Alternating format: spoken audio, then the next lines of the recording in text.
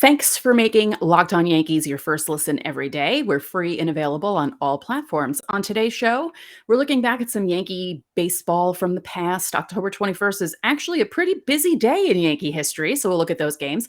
And Kris Bryant of the recently exiting San Francisco Giants thinks that bad umpiring, and they should know about it because their series ended on a really bad call.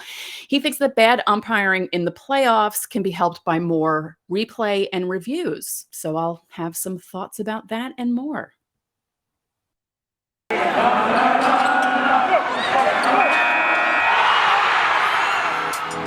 You are Locked On Yankees, your daily New York Yankees podcast. Part of the Locked On Podcast Network, your team every day.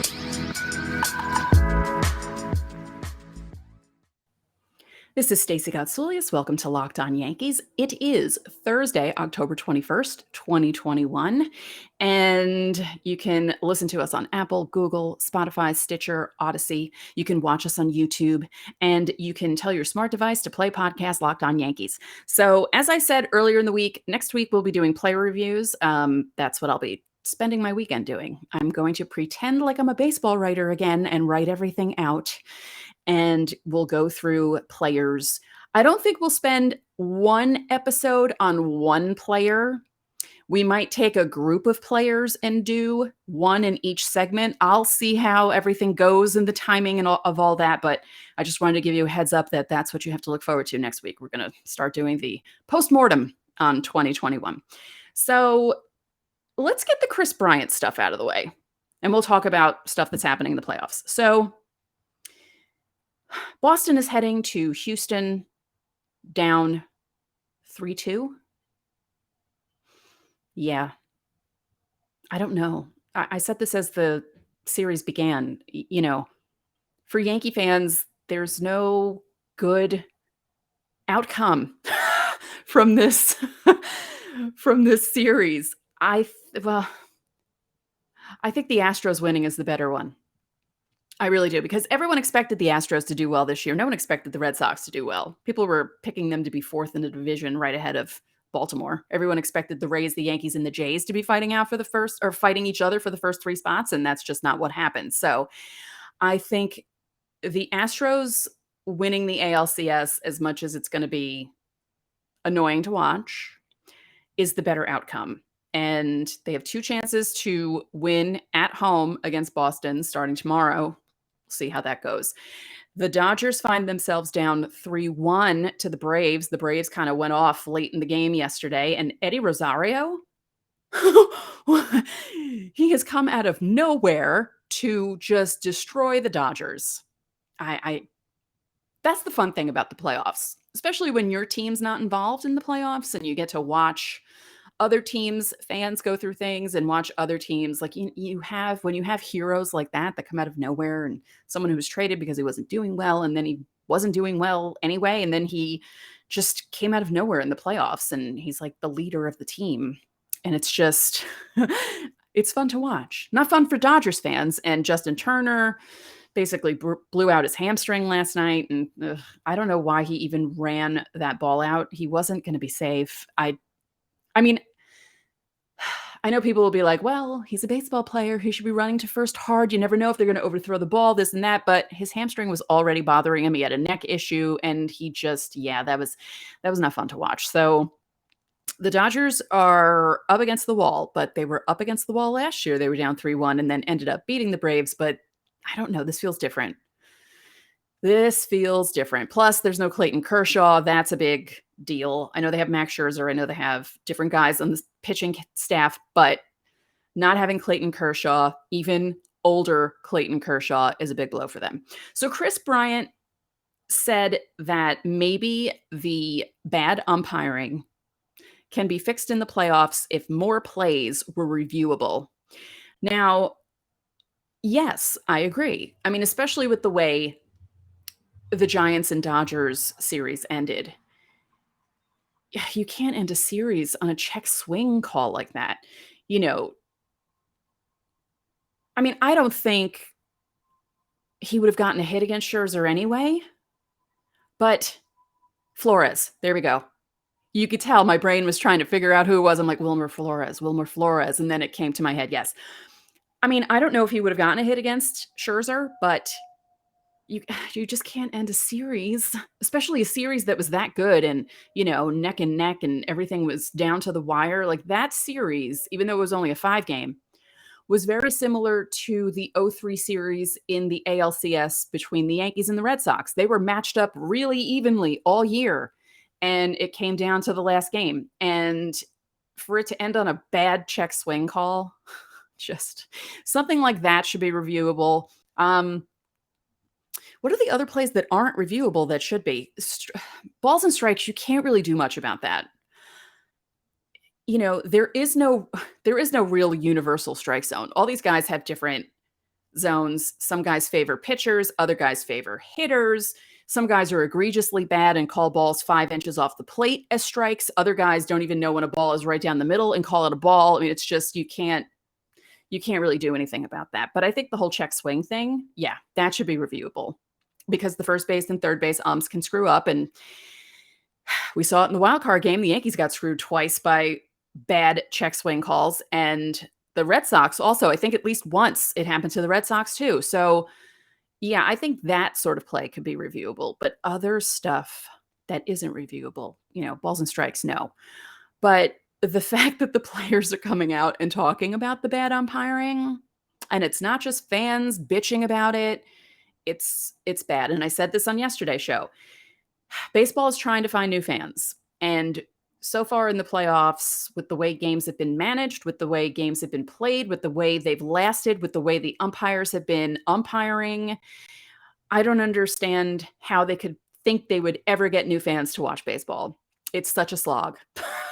It really is. It's such a chore to watch, which stinks because, as I said earlier in the segment, you have guys like Rosario who are doing things that they normally don't do. And that's a fun part of baseball. But the rest of it is just annoying to watch. And I mean, can they do something about the umpiring? Maybe next year in the playoffs, don't pick so many bad ones to be in the playoffs, maybe pick the better umpires who have better ratings. And, there are a couple of accounts on Twitter. One of them is run by a young kid. I think he's the umpire auditor account, but I'm not 100% sure, so I don't want to be wrong about that. But they come out with heat maps to show how the umps do. They go with the accuracy in the zone, out of the zone, all that stuff. And Laz Diaz, that game in Boston the other night, horrible. And as I said, the call that really pissed off Boston fans, and then the Astros inning was extended, and then they scored 7 unanswered runs, 2 outs, 2 strikes, and then he calls what could have been a strike, what should have been a strike, a ball, and then all hell broke loose. The call against JD Martinez was worse. That thing was like half a foot off the plate. Yeah. So yes, more reviewable plays. Yes, that'll help the playoffs, but also picking better umpires to be in the playoffs. That'll help the playoffs. So this episode is brought to you by Rock Auto.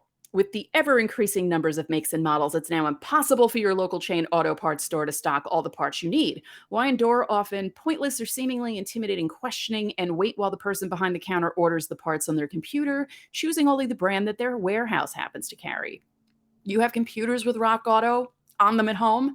You have your phone in your pocket. You can save time and money when using Rock Auto. Rock Auto is a family business serving do-it-yourselfers for over 20 years. Their prices are reliably low for every customer, and they have everything you could need from brake parts to tail lamps, motor oil, and even new carpet. Go explore their easy-to-use website today to find the solution to your auto parts needs. Go to rockauto.com right now and see all the parts available for your car or truck. Write Locked On in their How Did You Hear About Us box so they know we sent you. Amazing selection, reliably low prices, all the parts your car will ever need. RockAuto.com.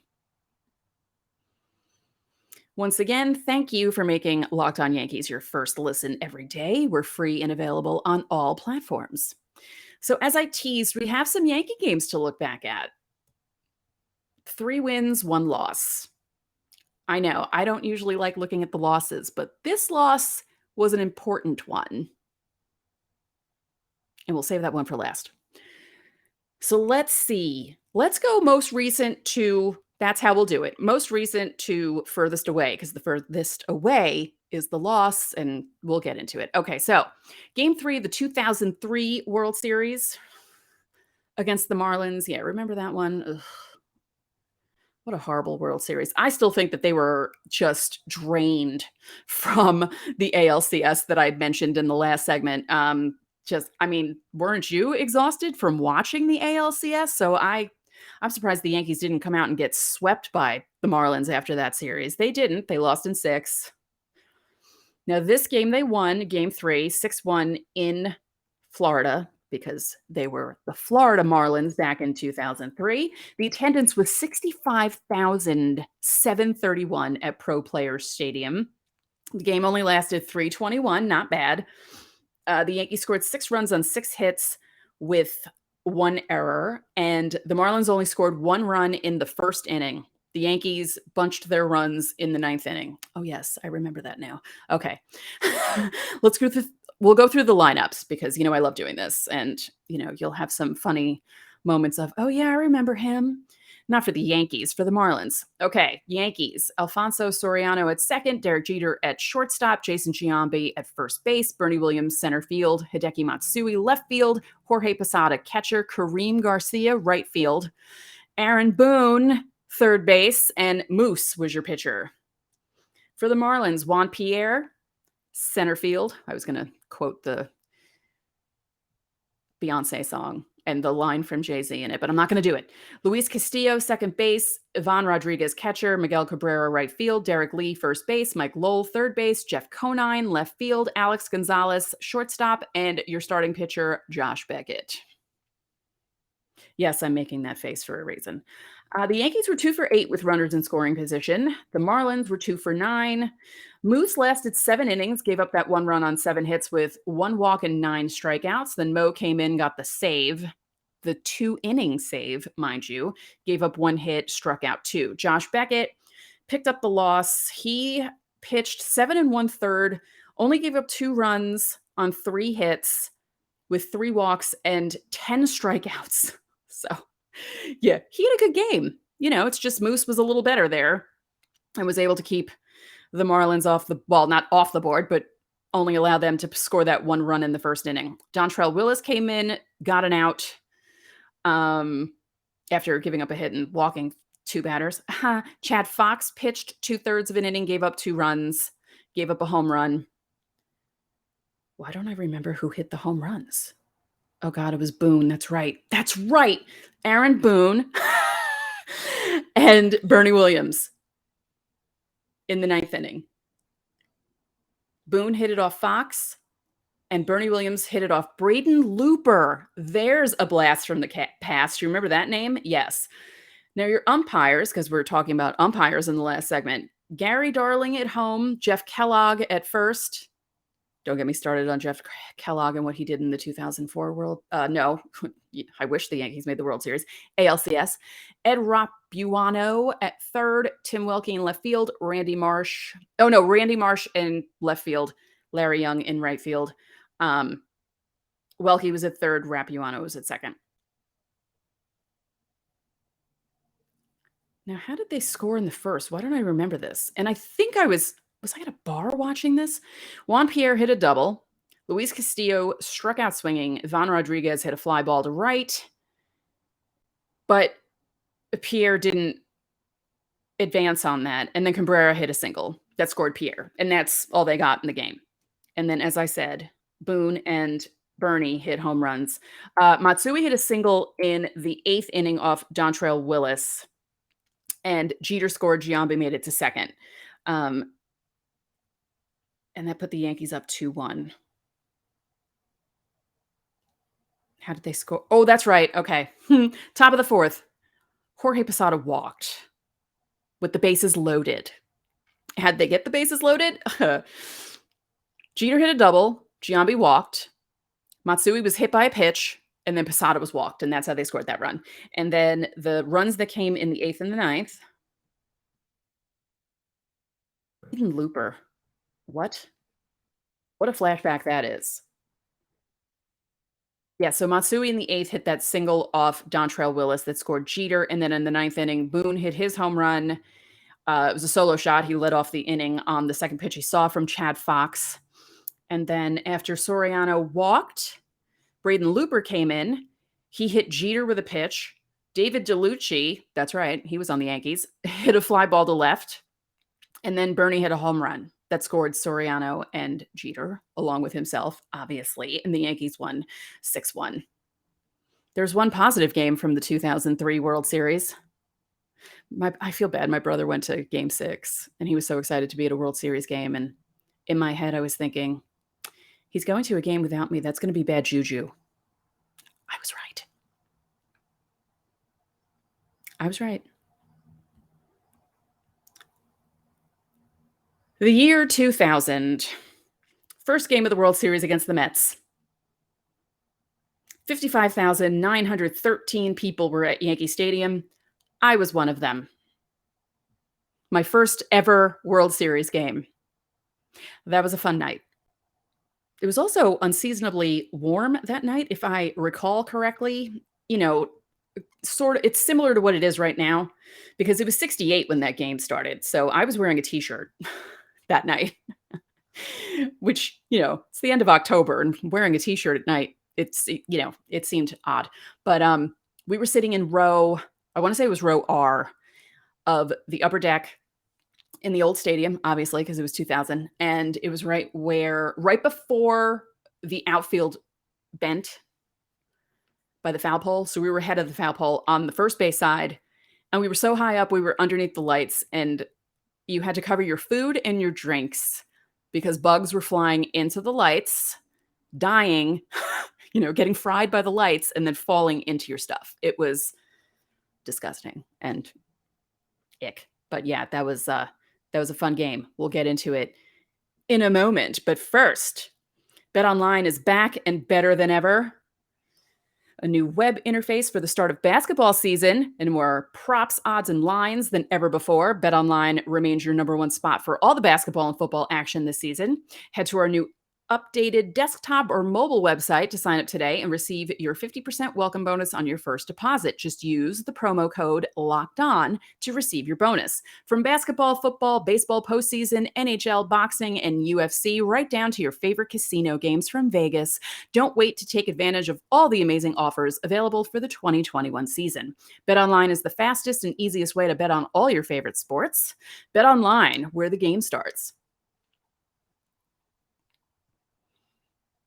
Now, just for a brief moment, can we talk about the Knicks game? Because I thought the Yankees stressed me out enough in 2021, and then the Knicks have to go to double overtime with the Celtics in their opener. What? Oh my God. I mean, at least they won, but let's not do that again. I can't handle 81 more games like that, so let's not do that. Holy hell. So 2000, Yankees, Mets. Al Leiter was your starter for the Mets. Andy Pettitte was your starter for the Yankees. Not shocking. I've said this many times on the show. I'll say it again. Andy Pettitte is the pitcher I saw the most in person ever. Aside from Mo, obviously, because you'd always see him come into games and save them. But starter-wise, there were 2 playoff runs that I only saw Pettitte. 2003, 2009. Yeah, I think that, right? Yeah.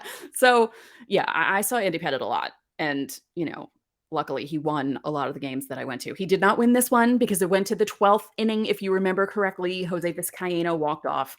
I'm not going to go through the whole game, but I would like to discuss Paul O'Neill's infamous walk. Holy crap. So the Yankees found themselves down 3-2 in the bottom of the 9th. It was very exciting. Armando Benitez came in. He replaced John Franco. And Jorge Posada hit a fly ball to right center for the first out. Then Paul O'Neill comes up. 10 pitches.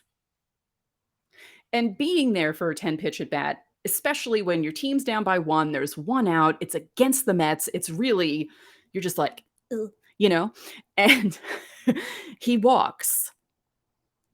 And I look at my friend Julie and I said, he is scoring. They're going to tie this up. There's no way they're not tying this up. So he walks, and then Luis Polonia pinch hits for Scott Brocious. Hits a single to right. O'Neill makes it to second. Jose Vizcaíno, the hero later in the night, hits a single. O'Neill makes it to third. And then Chuck Knobloch hits the sac fly that scores O'Neill, and then Jeter strikes out. So Jeter didn't have any walk-off heroics, but that's fine. We make it through a clean 10th, a clean 11th. Well, I mean, relatively speaking, some stuff happened in those innings. And it was so, as I said, it was my first World Series game. I said this on the show the other day. 1999 was my first year with season tickets, and I missed. I think they swept the division series, won the ALCS in 5, and swept the World Series. I had the game after the sweep in the division series. I had game 6 for the ALCS, and I had game 5 of the World Series. So I didn't get to go to any playoff games in 1999. So this was my first experience. And I mean, Yankees Mets, especially in 2000, what more could you ask for? So the bottom of the 12th, let's set this up. Bernie Williams against Turk Wendell. There's a memory. Turk Wendell. He was wacky, that guy, with his necklace. The teeth. Isn't that what it was? It was teeth or something. It was something. Everyone's talking about Jock Peterson and his pearls that he's been wearing, and I kind of dig the pearls. I think it's pretty cool. So anyway, Bernie Williams grounds out. Tino Martinez hits a single to right. Jorge Posada hits a double. Of course, Tino can't score on the double because it's Tino. He ran like he had a loaded diaper with a piano strapped to his back. They intentionally walk Paul O'Neill. Luis Sojo hits a pop fly foul to the catcher. And I remember when it happened because I was like, oh my God, please don't allow this to go to the 13th inning because I really thought the Yankees were going to blow it.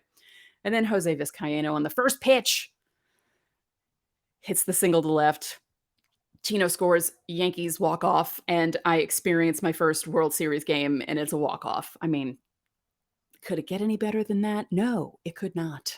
So that was a fun one. 1998, the Yankees sweep the Padres on October 21st. They win the game 3-0. Andy Pettitte. Andy Pettitte against Kevin Brown. Andy Pettitte gets the win. Kevin Brown gets the loss. Mo gets the save, of course, because that's how it was for the Yankees back then. Now, they scored their 3 runs. Oh, I just lost it on the page. Sorry. They scored their 3 runs later in the game. It was 0-0. It was pretty tense, but not really because the Yankees were up 3-0 in the series. And even if they dropped the game, it wouldn't be a big deal because they probably would win the next one. The Padres didn't stand a chance after that grand slam. The missed strike call on Tino and then him hitting the grand slam. It was just kind of like, kind of like Oakland didn't have a chance after the flip play. It was the same sort of thing. So, top of the 6th. Bernie Williams hit a ground out that scored Jeter.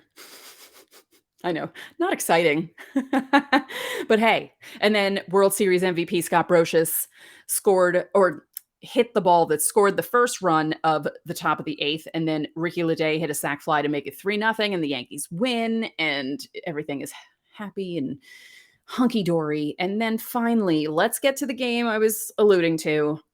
Game 2, of the 1996 World Series. Monday, October 21st, 1996. 56,340 people are at Yankee Stadium, including my brother and my father. I was not. I was up at school.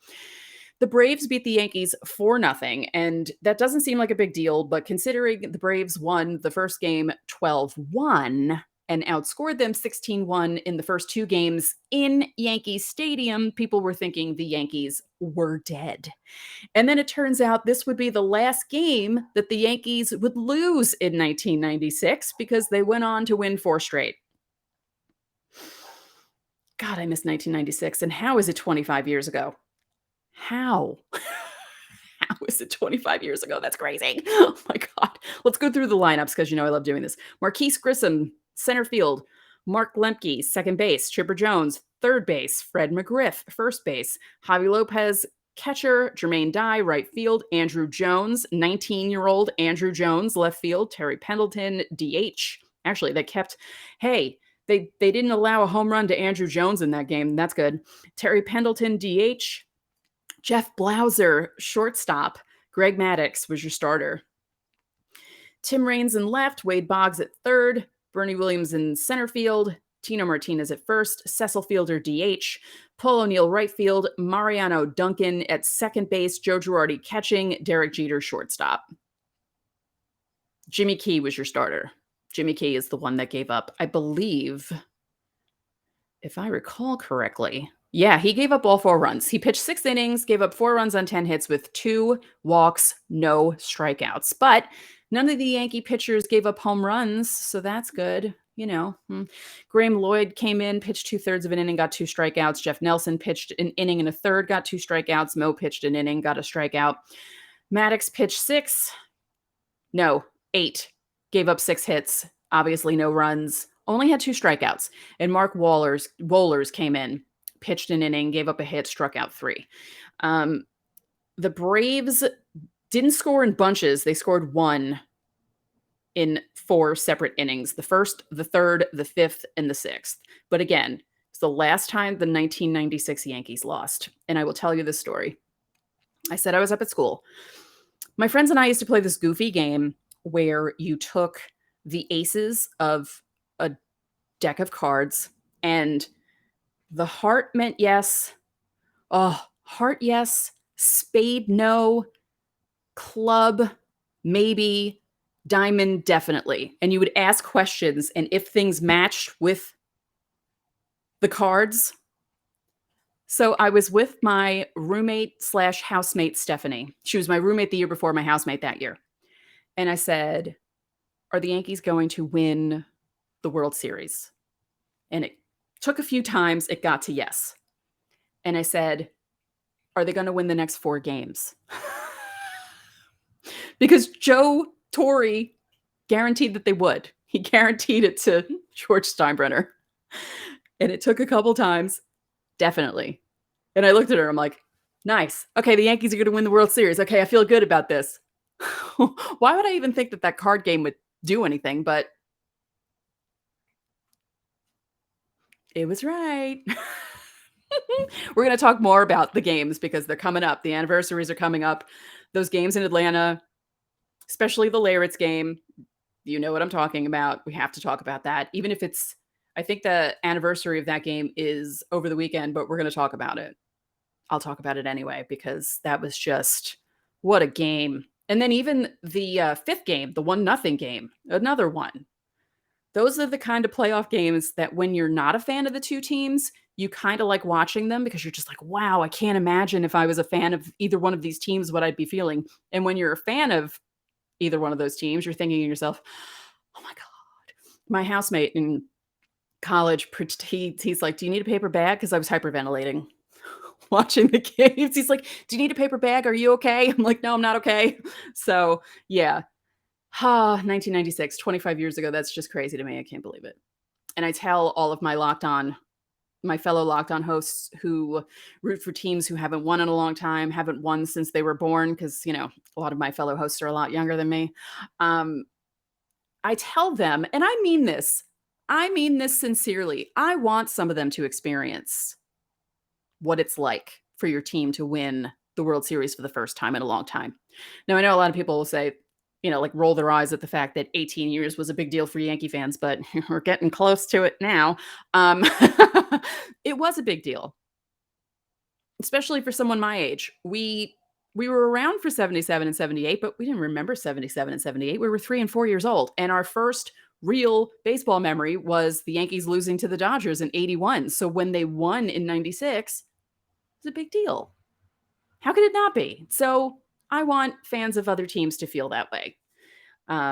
Pirates, yeah, I feel like the Pirates, but not with that ownership. It's not going to happen for a really long time. So the Blue Jays, maybe, God, if they weren't in our division, maybe I'd be a little more like, oh yeah, let's see the Blue Jays win. But I don't know, maybe. I don't know about that. So anyway, Kris Bryant, I agree with you. I do. And speaking of playoffs, so tonight, Braves, Dodgers playing for their playoff lives and, playing for their season and, down 3-1. And it's Max Fried, Joe Kelly. Are they doing a bullpen game again? They're doing a bullpen game? Ugh. Well, I have something to talk about on tomorrow's show. Fun. So that's it for this episode of Locked On Yankees, which is part of the Locked On Podcast Network, your team every day. I'd like to remind you that you can listen to this show in Apple Podcasts, Google Podcasts, Odyssey, Spotify, Stitcher. You can watch and subscribe to us on YouTube. And when you get into your car, you can tell your smart device to play podcast Locked On MLB. Now you can make your second listen Locked On MLB. Paul Francis Sullivan, please call him Sully, brings you his unique perspective on the major leagues, both past and present, and it's free and available on all platforms. One more thing, if you could be so kind, please rate this podcast and spread the word about this podcast to your fellow Yankee fans and baseball fans. We'd really appreciate it. So enjoy your Thursday, and I will talk to you tomorrow.